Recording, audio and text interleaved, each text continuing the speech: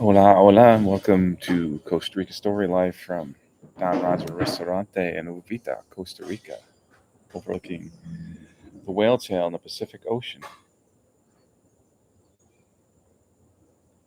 Let's see, get a little message sent out. Hola. Right, it's a beautiful day here. Like I say, it's my favorite kind of day because it's not raining, but the sun's not really killing it out there. So it's pretty decent day. Got this little thing flying around me. It's you can't see it now. It's gone, but it's a stingerless honeybee. They they really like to. There he is flying around. They they like to join you for meals a lot of times here in Costa Rica. Yes, and that's what he's waiting for my meal to arrive. And the tide is kind of in the middle. It's not high. It's not low. It's kind of towards high. Muchas gracias. Perfecto, gracias. So my coffee has arrived. We can begin. So thanks for joining me for breakfast here at Costa Rica Story Live, I guess we could call it. It's Costa Rica Story Live. And I'll be turning you out to the beautiful view here. Just wanted to give you a quick hello. If you're tuning in, let me know where you're coming in from. Morning, Kim's probably on the road somewhere driving, I think.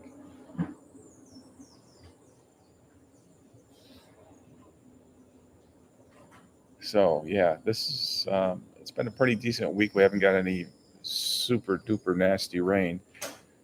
Starting to sort of dry out, kind of, but not really. Um, I tweaked my back yesterday backing up. That's one of the reasons why I'm such a bad person backing up, because when I twist to look back, ever since I've been in my 20s, I've had problems with a disc in my lower back. So when I twist around, sometimes it causes me issues. Just a slight tweak, but I'm here. All right, and if you're watching, chime in and let me know where you're watching from. And as I mentioned before, we're here at the Mirador at Don Roger Restaurant in Costa Rica. One of the greatest views around. And I'll instead of talking about the view, my voice coming from Bermuda.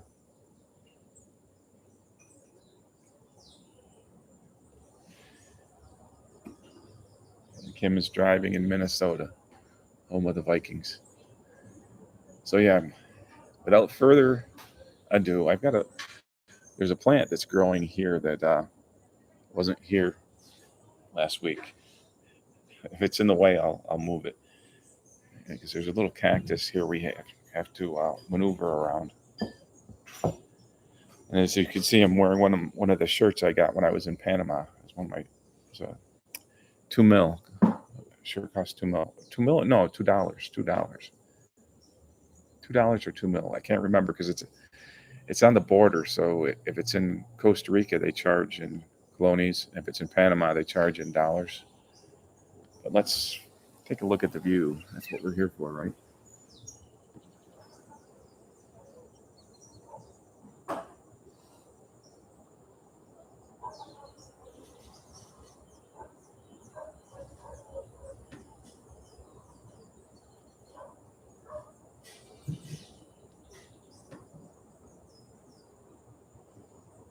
Yeah, I guess that plant's not really an issue.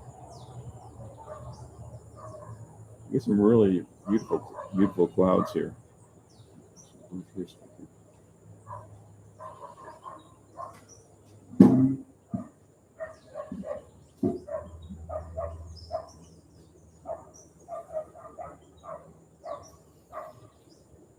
Hola, Vanji. ¿Cómo estás?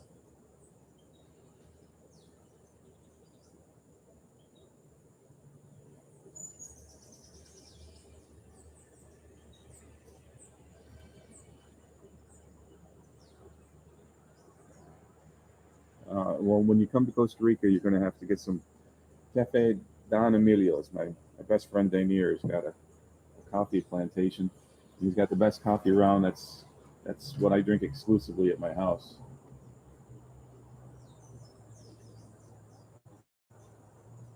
The countdown is on to Costa Rica. 20 days and you'll be here. You're driving a different kind of a rig. And Costa Rica Chronicles, chiming in from the top of the mountain.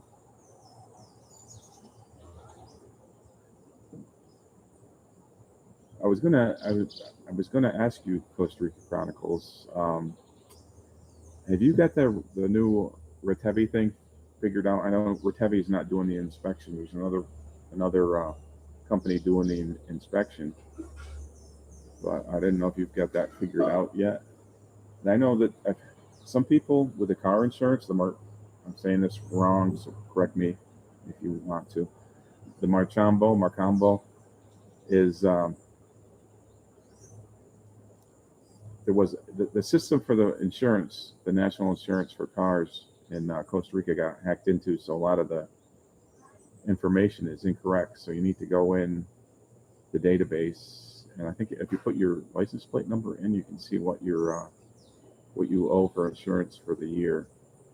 But I've heard some people have been shocked because their rate had like doubled or something because of it wasn't accurate. So I'm not sure what's going on with that.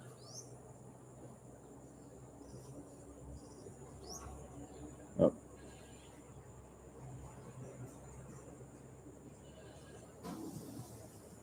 Right, it's due in January, but you kind of need to get on it now just to see what's going on with it, because if something needs to be corrected,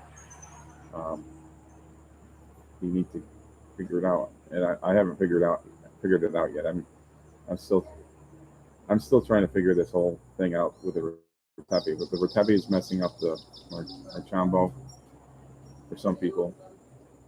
But they're gracias.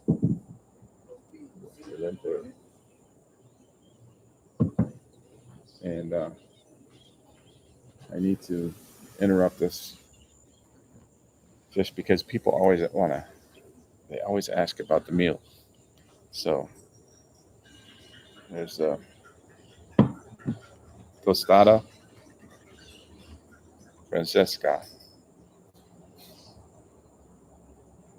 That smells good. It's got some bananas, pineapple, watermelon. Let's go back to the view. Not a traditional Costa Rican breakfast, but they do it really well here.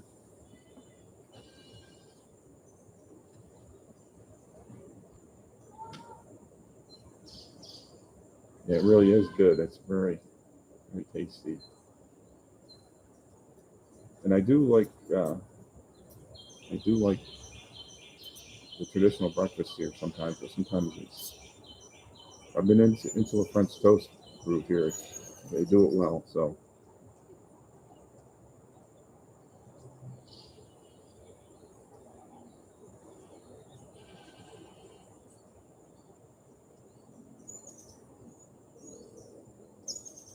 I'm not huge into hot sauce. I'm getting better with it when I order huevo rancheros at Fuego. They always ask me, if I want picante, no picante. I'm getting a little bit more adventurous and like taking it a little spicier. But yeah, I've never been really super enthusiastic about spicy stuff, but I'm getting better. I'm kind of learning to enjoy it.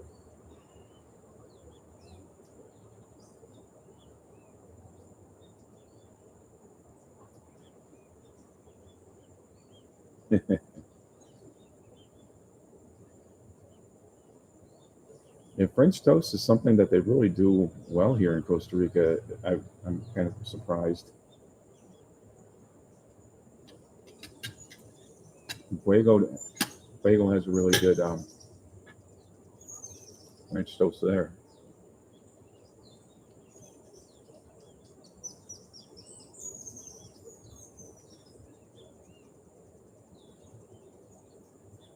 You know, Vange, I can't pronounce that, and I've never heard of it, but it sounds good.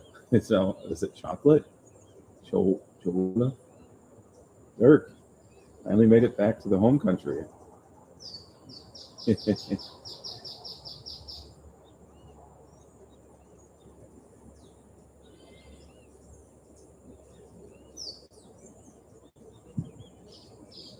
don't know if they grow a lot of grains here. There's a lot of, you could find out at the farmer's market, El Mercado. They've got a lot of different things there. There seems to be a lot of different things like that there.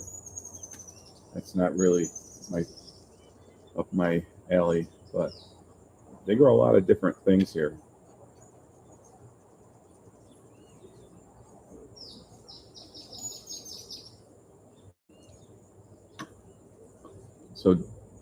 So Dirk was just commenting, had been here for a few weeks, shooting video and photos for a couple of projects he's working on. I'm really looking forward to the results. He's got a YouTube channel also, Dirk's Wild World. Yeah, now comes the real work, right, Dirk? You got to edit all that fun stuff you shot.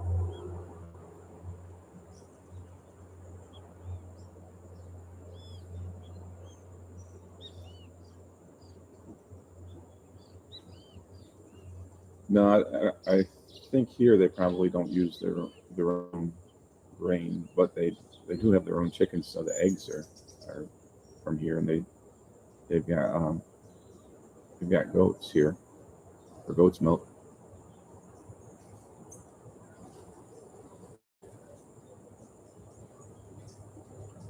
Yes, I've been to La French Cafe a few times. It's a nice place, but the only thing I don't like about La French Cafe, it's really hard to park there.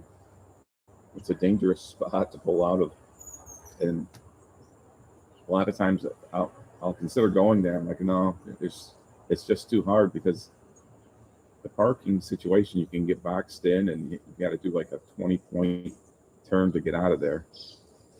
But it is a nice restaurant. They have really good food there. So maybe a little on the expensive side.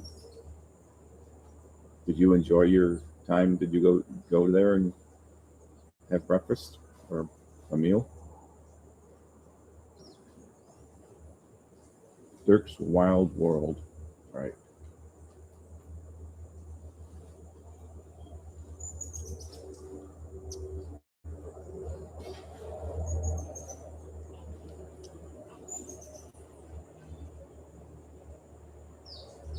You know, that would be an interesting question to ask at the Whaletail Brewery, because of course they need grains to make beer.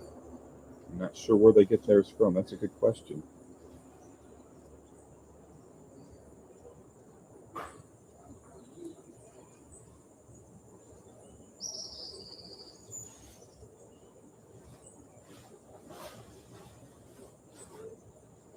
Yeah, I ride my bicycle past there all the time. The La French Cafe, and it's just one of those spots where you have to just, because for those that have never been there, it's on a hill and it's on a turn, and there's people coming in and out, and people park like really stupidly. People will just park and, you know, just temporarily park along the side of the road or whatever, and the parking in there is kind of tough. So it creates kind of an issue, but yeah, it's worth it. It's a really comfortable place. During high season, it's kind of tough because it seems like they take forever to wait on you. That's why my favorite restaurant is probably, well, I like Don Roger, of course, and then there's in Domitos that has my a la tica, which is basically your typical Costa Rican breakfast.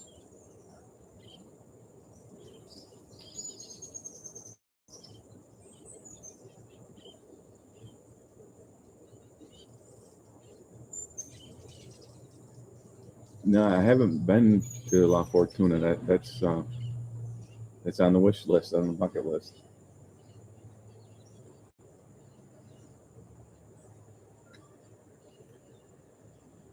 I think that's where Michael Allen is from. I think, maybe I'm wrong. I thought he was from that area. He talks about that area a lot.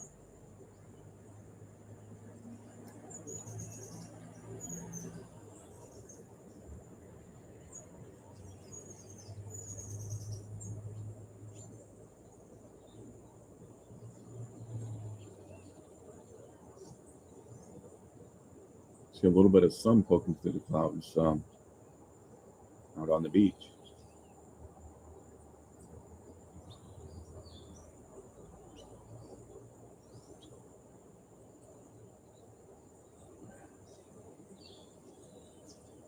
Yes, I do have a menu right here. I got a request to look at the menu. Let's see. Well, it'll probably be easier if I switch this around. And if you hear a truck, it's because there's Route 34 out there and there's a hill, and they like to use the Jake brake going down that hill. All right, so I'm gonna flip this over again. And here's the menu. Restaurante Mirador, Don Roger.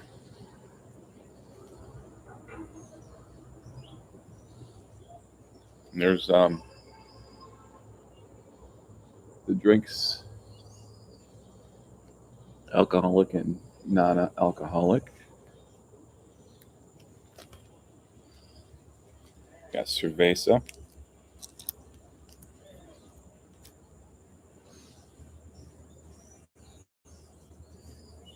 Here's I don't know if you can read that.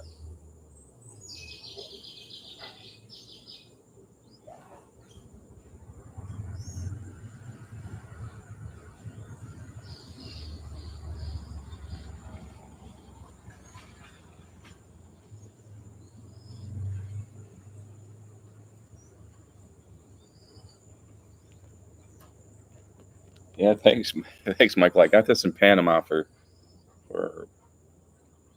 $2 in Panama. I was trying to figure out before if I paid $2 or $2. It was cheap, whatever it was. It was one of my purchases. All right, here's I think we got some lunch and things there going on.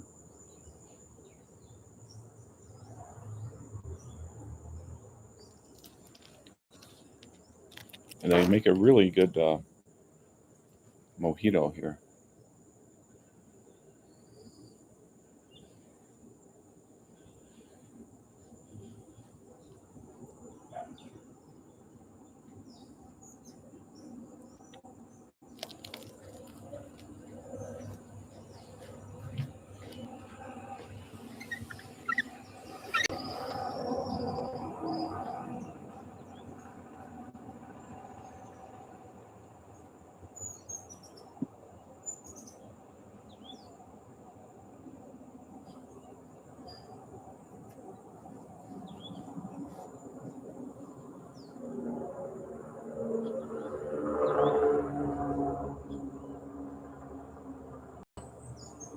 You know, I'm kind of a classic rock guy myself, but a lot of the women that I've dated are into that whole scene, and there's a lot of like the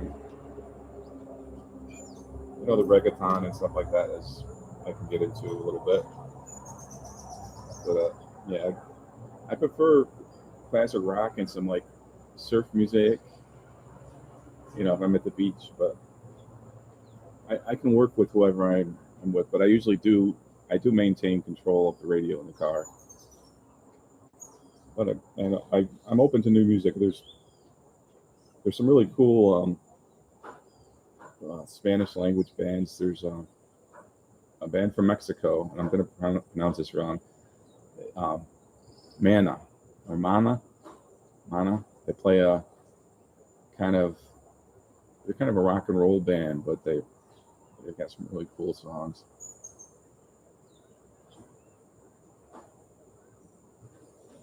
It's a good way to learn Spanish, they say, but I don't know. I struggle with that. I try to listen to as much Spanish language music as I can.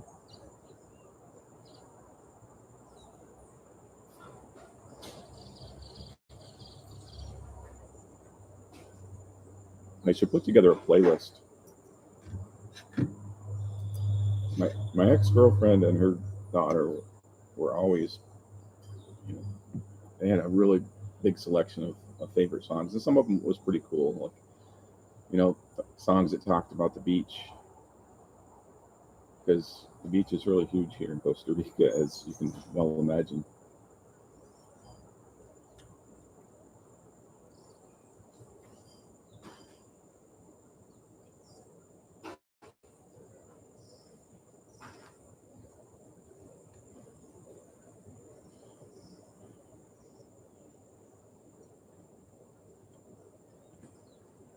And that really is true.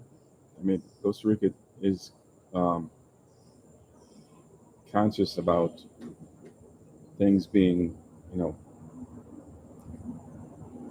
environmentally conscious, but at the same time, it really, if you're actually thinking for a real utopia, it's not perfect here. I need to say, it's really, there's things that need to get worked on. The air's not always clean here. Maybe your neighbor will be burning some garbage, or maybe even some plastic will be being burned.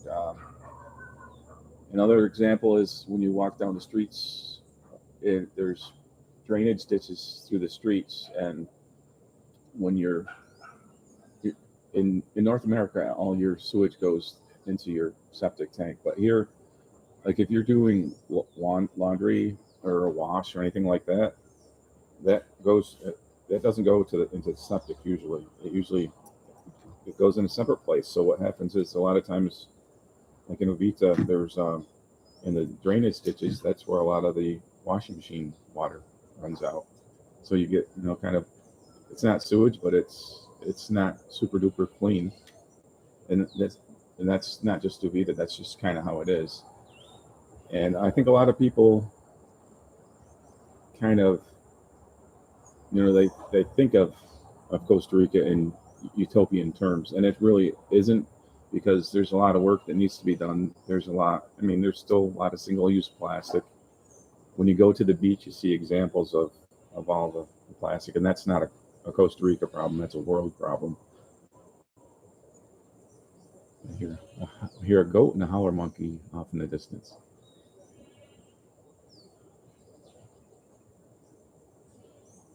But there are places. It depends where you settle. But when there's places where there's a lot of poverty, there tends to be a lot more pollution for a lot of different reasons. But one of the reasons is it's if you don't have a lot of money, it's kind of hard to take care of your needs without buying single-use plastic, because single-use plastic is cheaper. And so I'm not saying it's horrible. I'm just saying it's not perfect. It's perfect in its imperfections. One of my favorite ways to look at anything in life.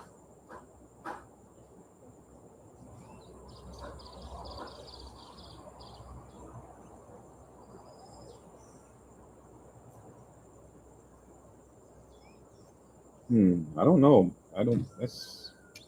That sounds like that's in somebody's head. They think that it does. I don't know.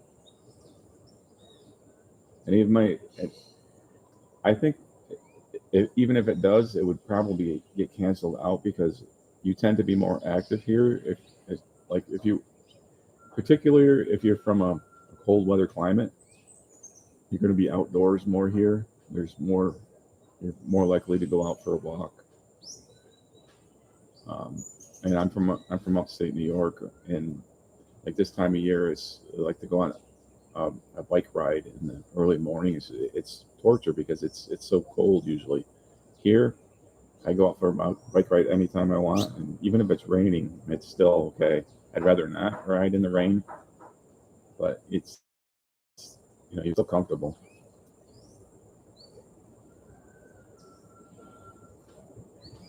So no, if anything, I probably have less aches and pains here, except for my self-inflicted injuries. Say I hurt myself with my paddle board. I burned my leg with a brake on my bicycle. And I twisted my shoulder, and that was hurting for a while. And my latest thing, I've got issues with my lower back, which I've had since I've been in my 20s. Every once in a while, I'll twist that a little bit. But overall, no, I don't I don't think there's any science in that humidity makes things worse. I think from a health standpoint, I just see that humidity is a positive thing because I used to have back in the States in the wintertime, my eyes would get dried out so much. Your skin dries out, and I don't have those issues here in Costa Rica.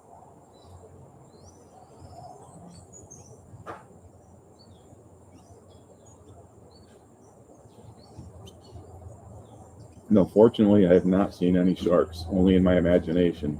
So I've seen some whales and dolphins, but they're out there.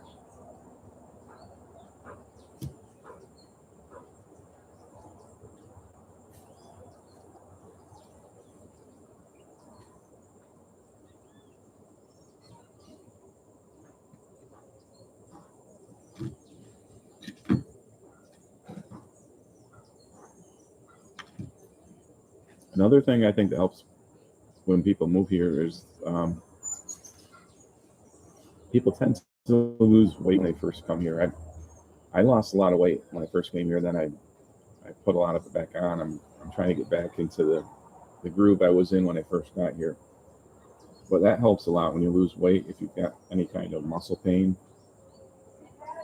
And I've got friends here that have moved here since I moved here, and they've lost weight, and it makes a huge difference on your quality of life. That being said, I'm sitting here eating French toast, so, but I am eating fruit as well.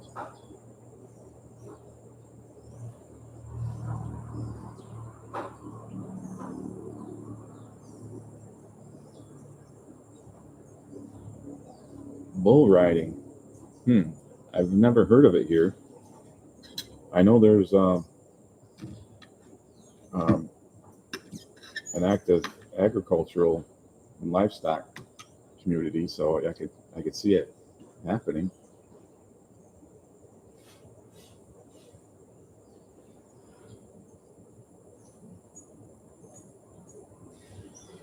It seems to me I've seen an advertisement for a rodeo at some point on Facebook, maybe.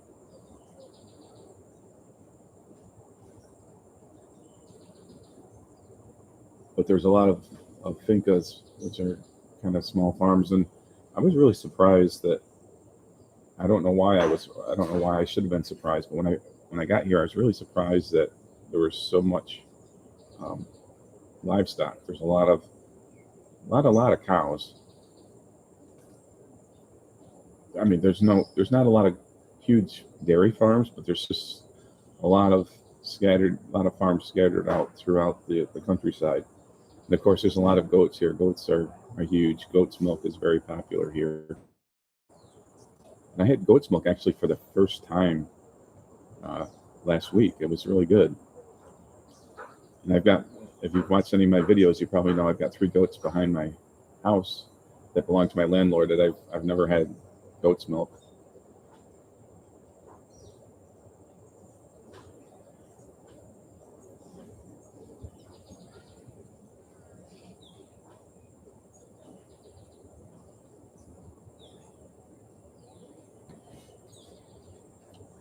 Yeah, I'm definitely happy that I moved here.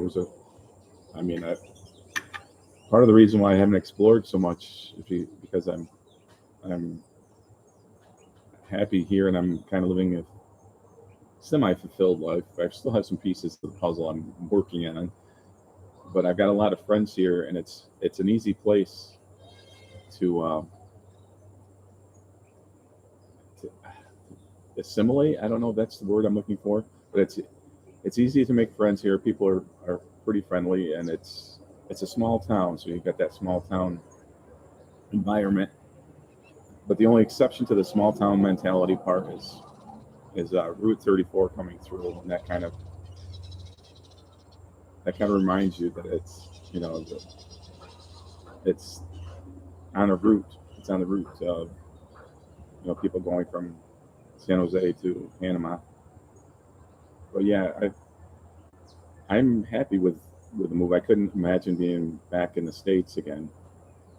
But there's, like I say, there's a lot of pieces of the puzzle that I'm kind of in a critical point now where I'm putting some things together, business wise. So you'll be hearing more of that soon, hopefully.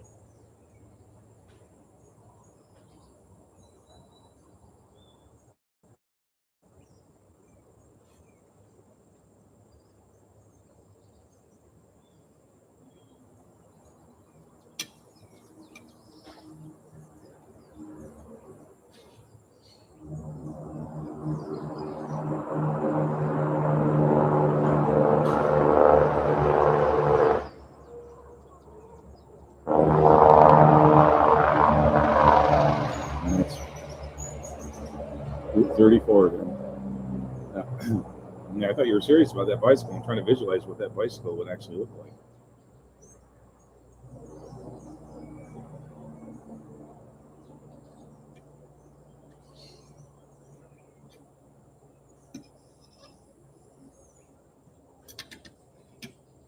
So I'm going to check my the tides here.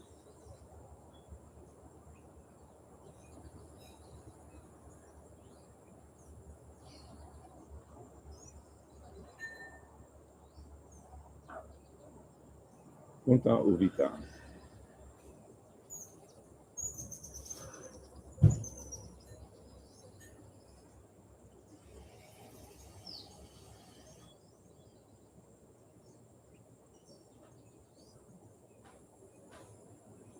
So it says low tide today is at 9:33.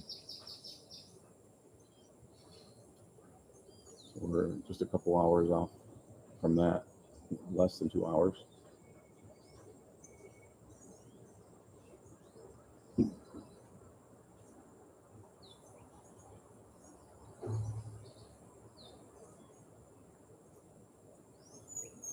That's something that's very useful when you're going to the beach. You have to have something that can give you the tides. I don't know if you can see that or not. I need to get more tech savvy with my live stream so I can. Oh, muchas gracias. I need to get more tech savvy with my live so I can throw on like a screenshot of the Magic Seaweed website where I always check to see what the tides are.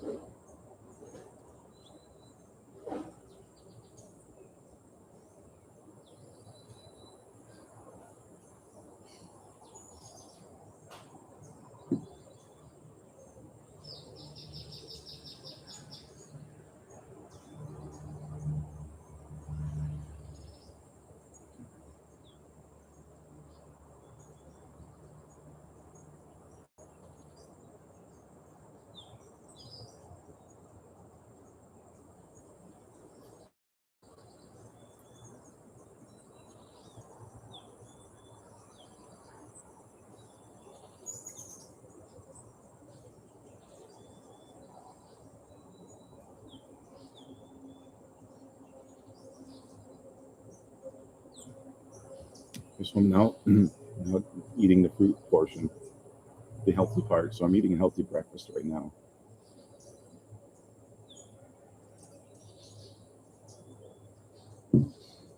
That little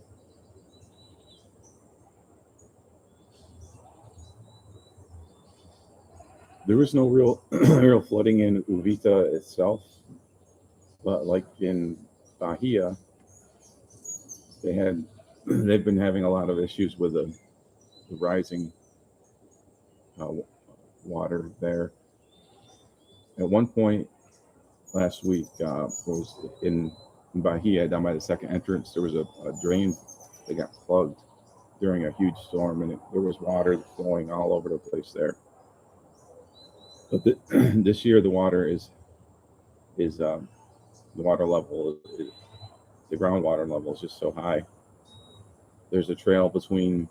This is in Bahia. There's a trail between the second entrance and the third entrance. And it's actually a road. You can drive it during the dry season, and it's just a big swamp right now. That road is in such bad shape. The roads aren't in great shape here overall, but that was like it's just a big swamp.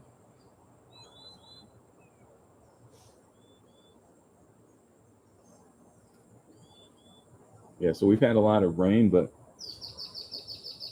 I think, I mean, part of it is Uvita it's got some pretty good drainage ditches and things, and we're pretty close to the ocean, so stuff can kind of get out of here quick. It amazes me how it can rain so hard, and all the streams and rivers can be so high, and then in 12 hours later, it's starting to get back to normal. It's close to normal. Where I came from back in the U.S., it was we had a lot of rivers and streams coming through my area, and they had along. It was a river that would start like maybe 100 miles upstream. So you'd have all that to deal with. So it would take a while for all the water to clear. I think here it tends to clear faster. So that's a good thing. But on the other side of the token, because it is inclined and there's a lot of hills and mountains, you get a lot of landslides. So, for instance, the road between Uvita and Dominical, every time we get a huge rain, there's usually an avalanche there that has to get uh, cleaned up, and that'll take it half a day or a day. And the road between Dominical and Zelden is notorious for landslides and just accidents in general.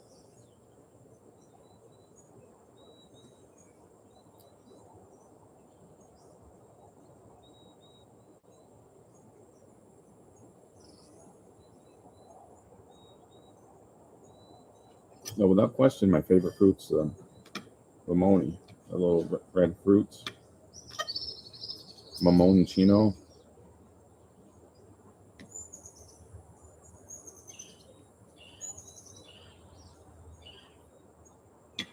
But I mean, it's all exotic to me because before I came here, I had never even tried plantains, and they use plantains for a lot of things here, but like in the breakfast, it's really awesome when it's kind of, I guess you'd call it a candied plantain. They're really sweet.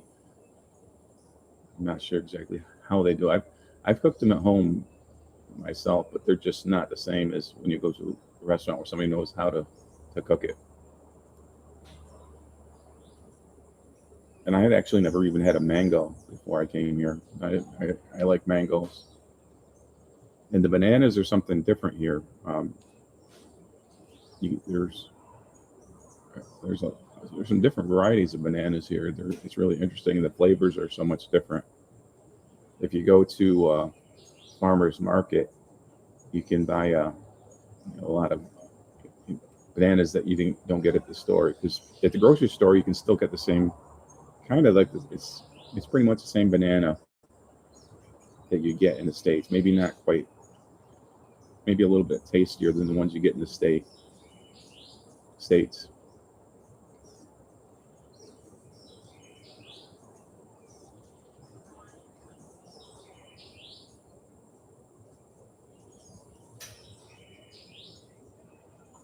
Yeah, and I think there's something that happens with the bananas where they do something to delay the ripening. I don't know if they use a chemical or if it's a different.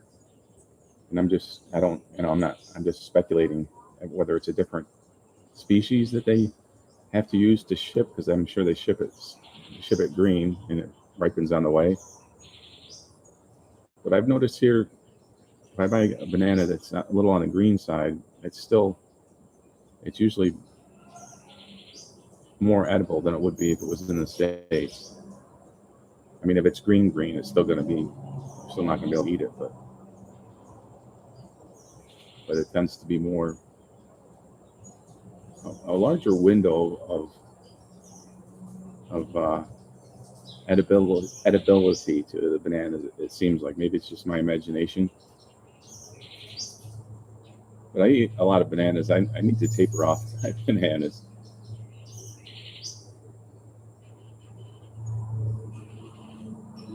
One thing I've noticed, I'm from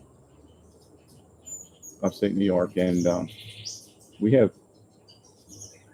I'm in an agricultural area, and we have really good watermelon there. So that's the only thing that I think Costa Rica isn't as good on the watermelon, maybe as New York State, but everything else pretty much.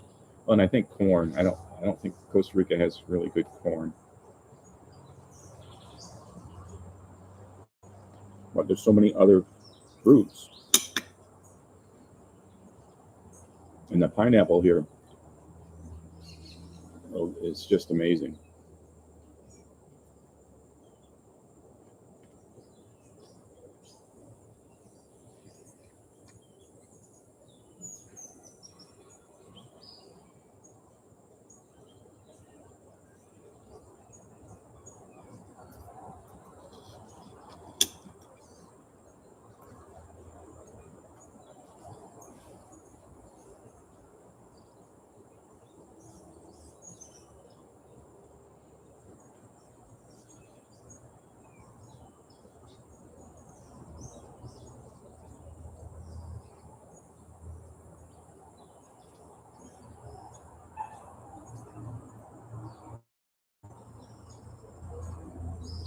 So that bush in front of me is just full of hummingbirds.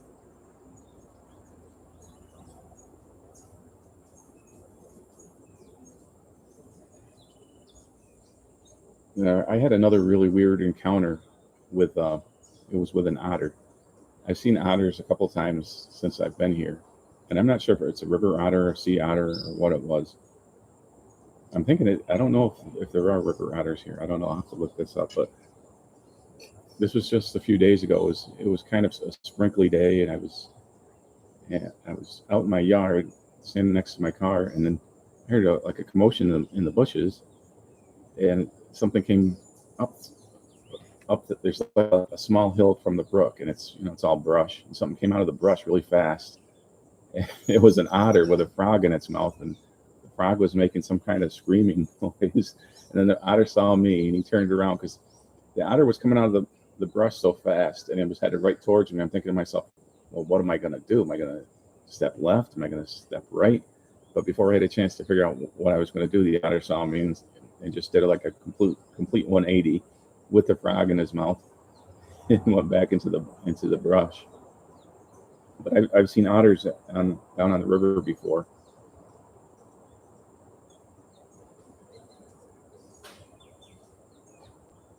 Like upstream where there's not a lot of people.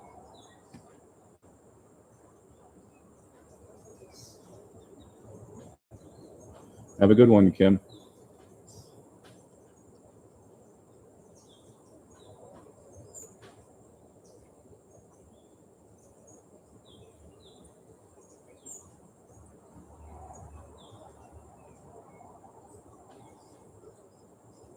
So it's a nice day out there, kind of that slight overcast.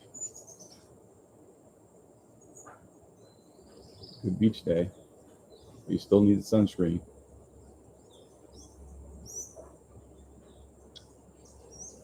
No, I'm not a fisherman. I used to fish when I was a younger child.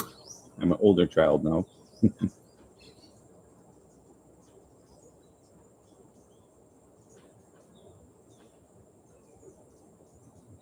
But if you like fish, there's a lot of fish there's a lot of places that sell fresh fish here.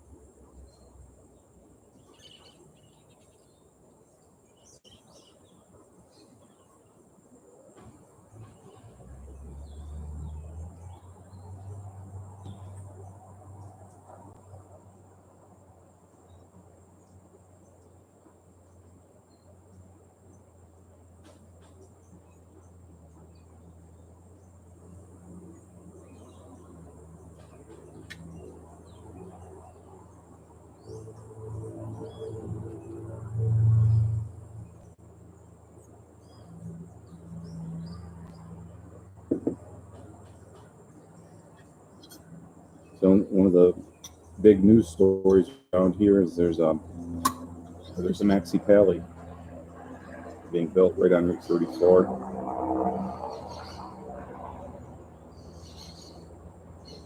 And it's kind of one of those good news, bad news kind of things.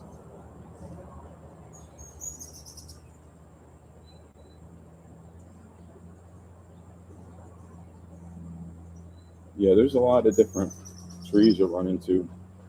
Okay, for instance, if you go on a hike around here, you can banana trees, mangoes. There's a lot of fruits that I have no idea what they are.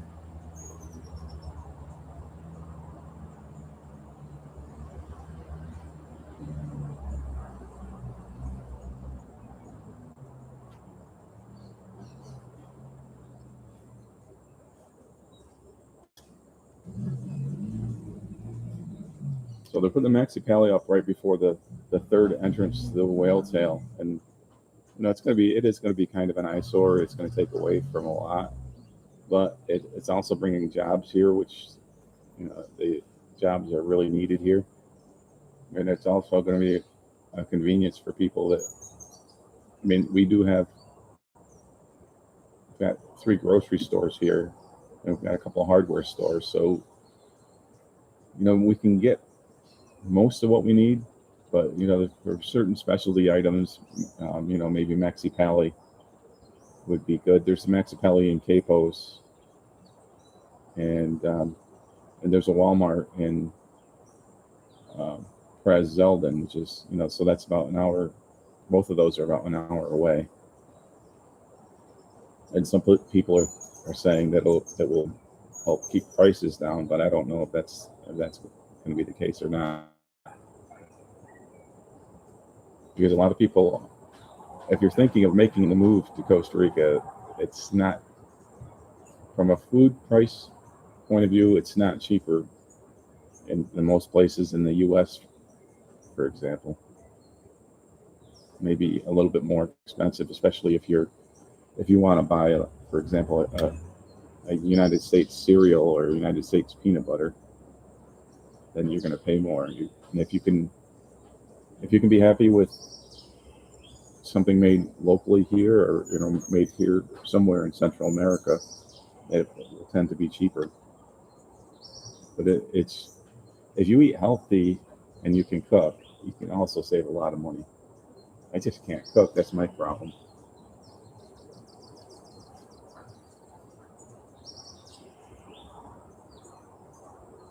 Now, I've had so many people offer to help me cook, and then that ends up just not working out. So it's usually a girlfriend or an ex-girlfriend that says, "Oh yeah, I'll show you how to cook."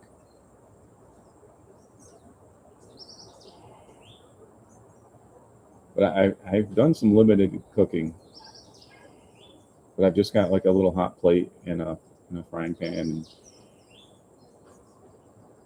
I don't know. I make really good coffee though.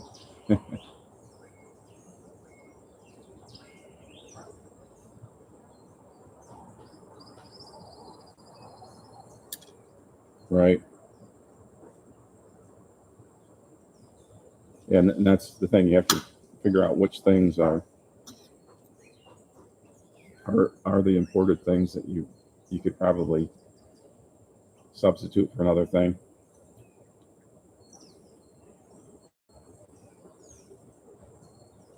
But what, a lot of people move here. They want to, they want a clean slate, so they want to start eating better. That was kind of my thing when I first moved here.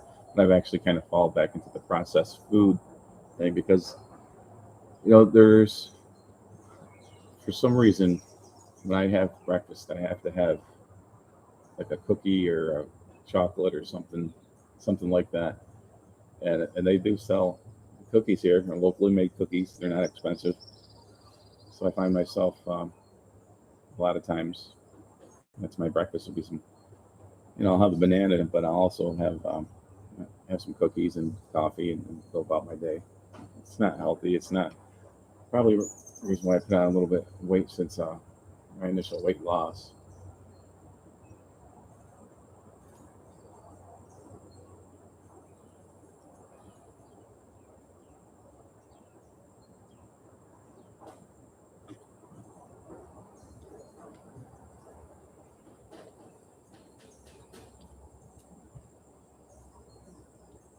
You got some serious air traffic up there with the vultures up there.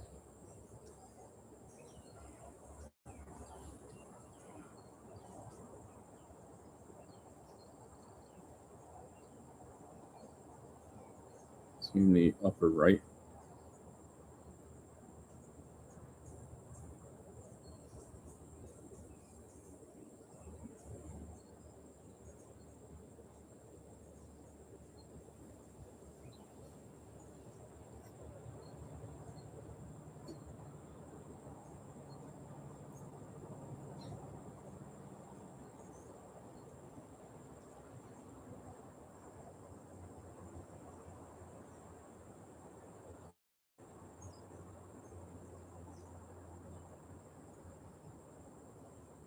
I don't know. That beach has been closed ever since I've been here, I think. And I've been wanting to go there because it's it's like calmer waters there. It's it's baffling to me. I've been down there a few times. I think some construction project. The only thing I can think of, maybe somebody's making money because it's they're extending the construction project. They're getting paid per day, maybe. I don't know because I have no idea why it should be taking so long or even what they're doing.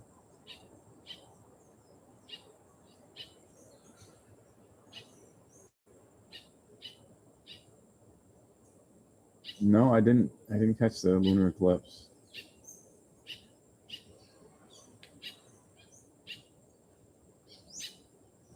I see a little bit of blue coming in the sky there, though. Yeah, the weather changes really fast here.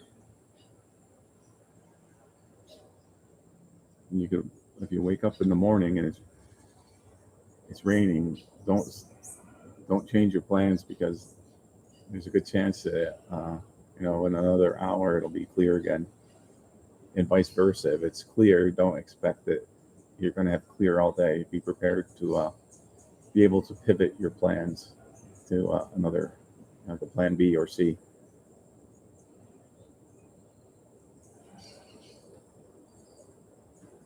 Yeah, I know. I can't figure that out because I wanted to take my paddleboard down there because there's not. I don't think there's huge breakers there.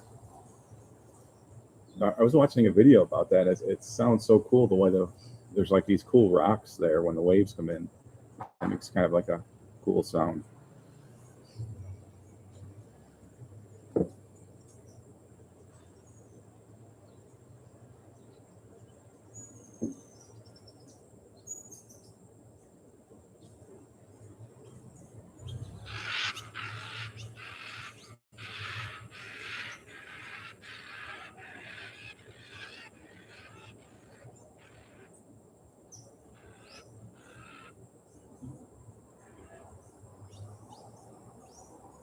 seeing you're gone, you finally got yourself up out of bed.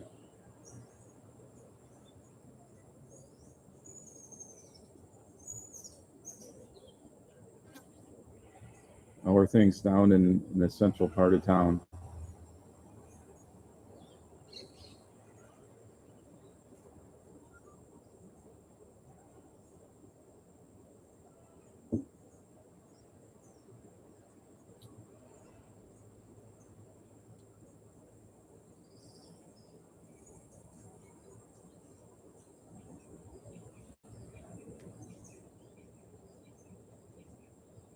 So one thing that's going on in Uvita right now is, I think it's part of the migrant caravan thing that was, I mean, that's a constant thing really, going from Venezuela to the USA.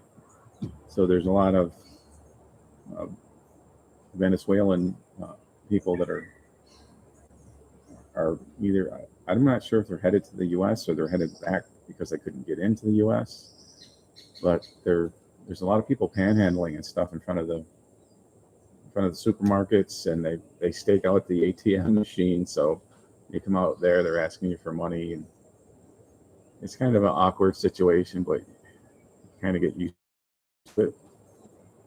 In Uvita, there's, like on the street where I live, there'll be a few panhandlers from time to time, but now these guys are they're everywhere.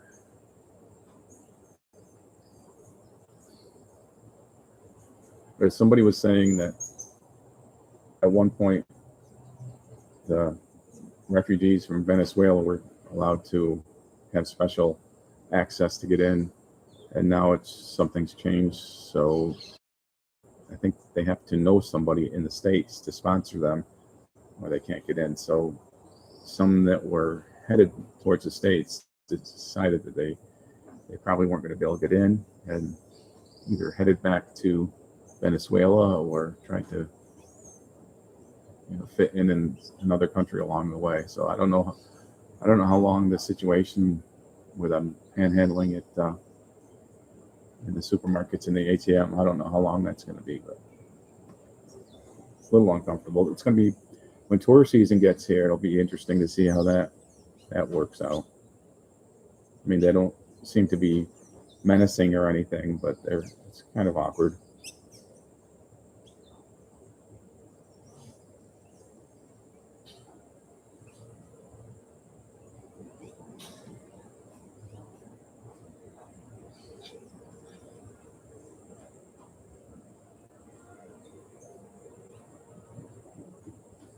It's a tough situation because you want to help them, but I'm talking about the refugees that are going through. It's like there's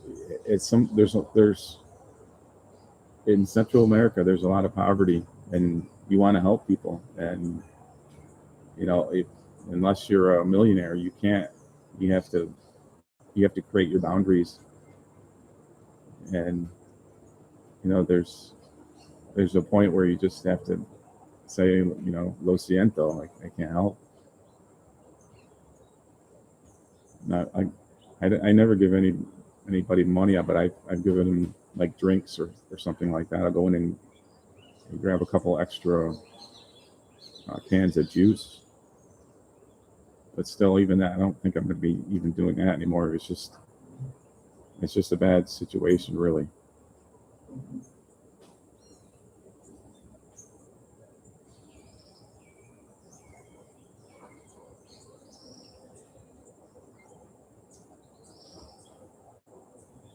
I don't know, Don. I heard that people were waiting on you hand and foot, giving you home cooked meals and everything else.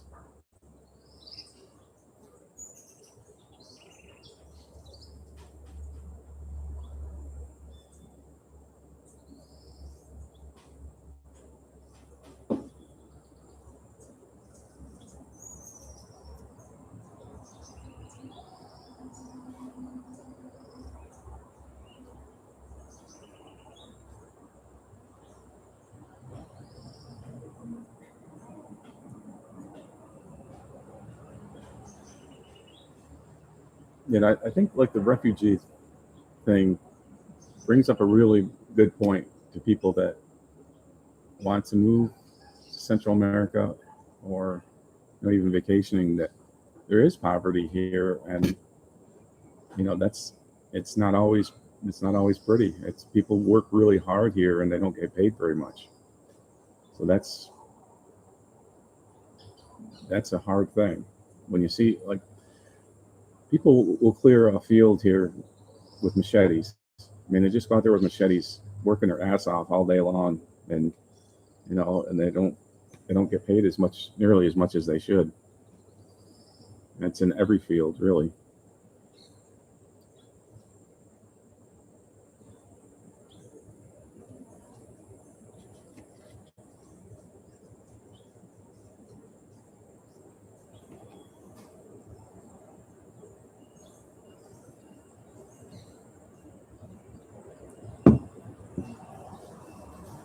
One thing you really have to adjust to when you come here are the ants.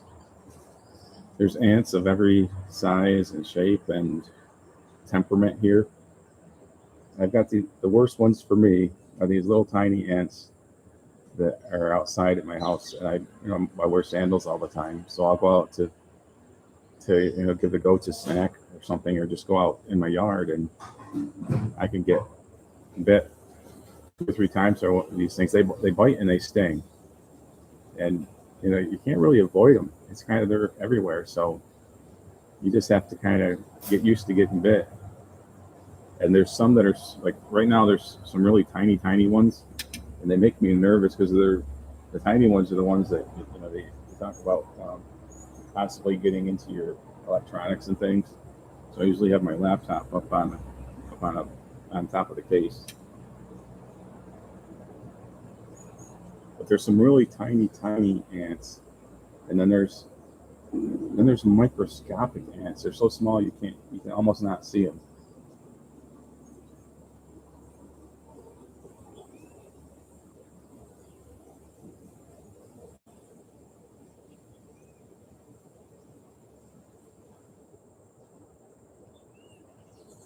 Yeah, I kind of joke about that myself, that I'm living in poverty, but it's a different poverty. It's not the same. It's not the same.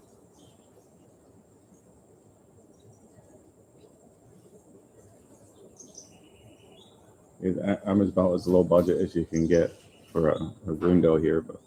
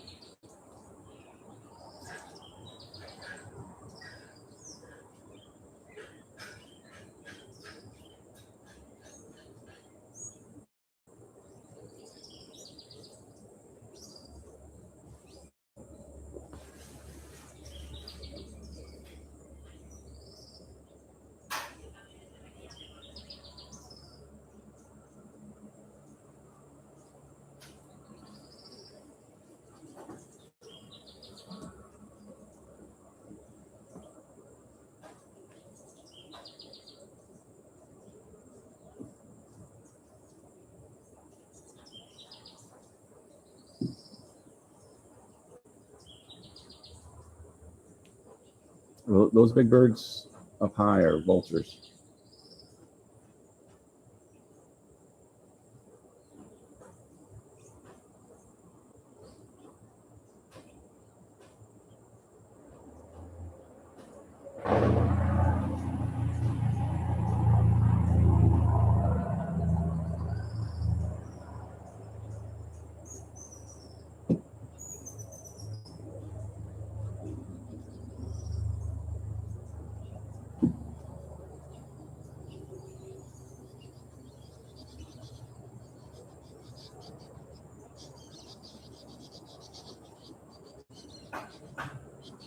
There's usually a big flock of them in this area. Let's call them a flock. I know a flock of crows is called a murder. I'm not sure what they call a flock of buzzards.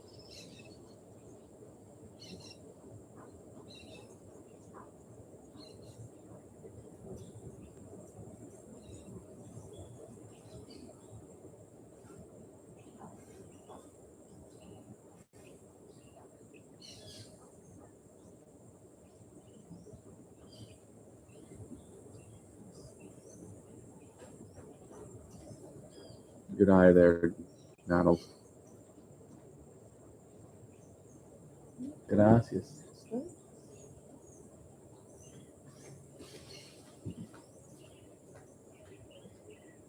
Oh, we've got some monkey action in the tree right now. And some monocongos. Probably can't see it from here.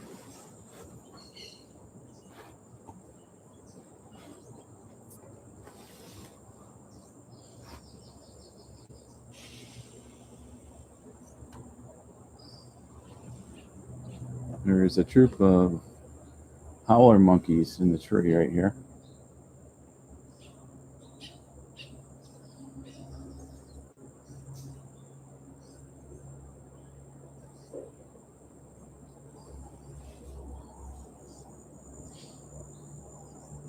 We've had capuchins visit us here up close a few times. Now you see the trees moving down there. That's the monocongo.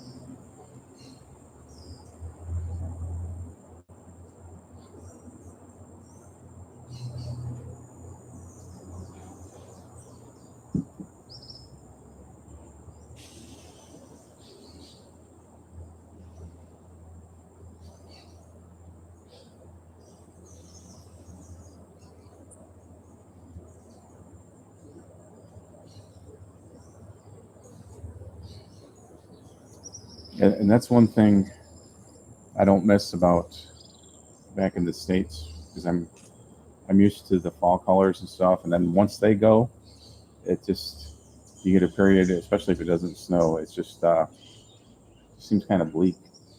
The barren trees are so I don't like trees without leaves.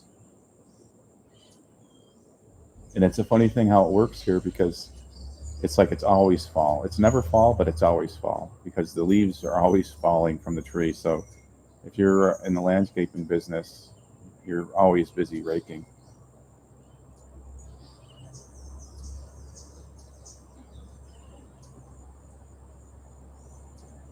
So it's kind of cool watching the howlers down there. I see a lot more howlers at my place than capuchins.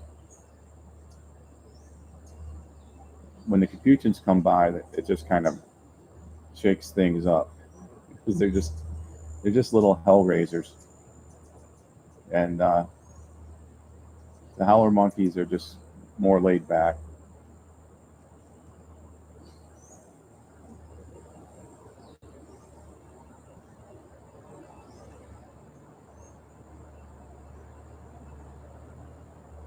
Yeah, I don't miss the winters in the U.S.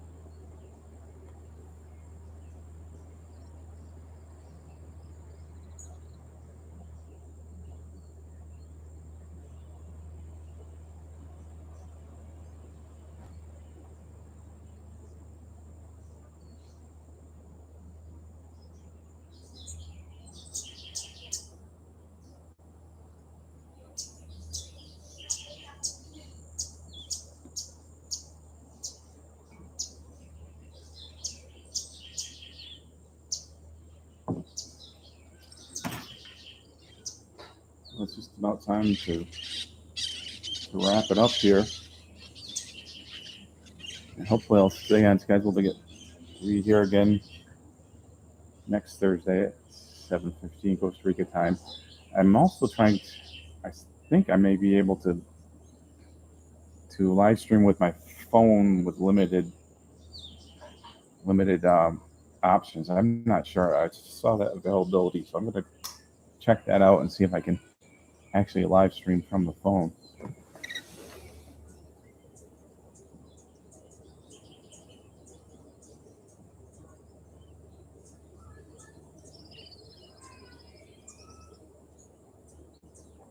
I chug down my water.